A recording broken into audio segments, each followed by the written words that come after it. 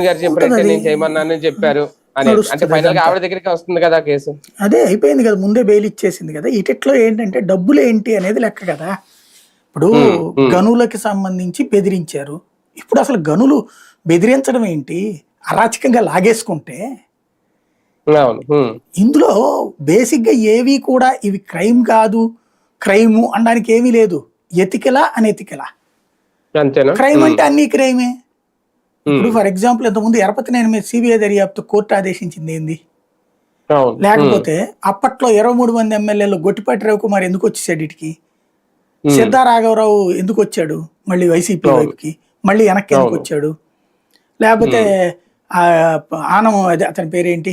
ఆహ్, ఆన అదే మన కడప జిల్లాకి సంబంధించినటువంటి ఆనం అదే అతను ఆదినారాయణ రెడ్డి ఎందుకు వచ్చాడు? ఆదినారాయణ రెడ్డి వీళ్ళందరూ ఏంటి? బీజేపీ.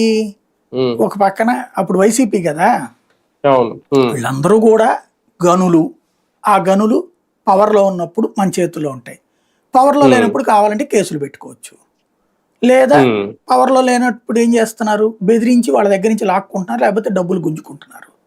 ఇప్పుడు ఆ ఉమ్, లెక్కనైతే కొన్ని వేల కేసులు పెట్టాలి రేపొద్దున భవిష్యత్తులో. ఉమ్, ఎందుకంటే ఇప్పుడు ఉమ్, 10 నెలలు అయిపోయింది. Still now. అవును.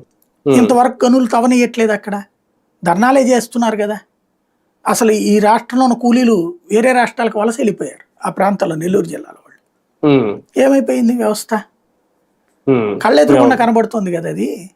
వీళ్ళు ఉమ్, కరప్షన్ చేయలేదు ఉమ్, అంటలేదు నేను. ఉమ్, బెదిరించినే వసూలు చేసి ఉండొచ్చు. చేయకపోతే అంతంత డబ్బులు ఏడ నుంచి ఖర్చు పెడతారు వీళ్ళు ఎలక్షన్స్‌కి. అంతే.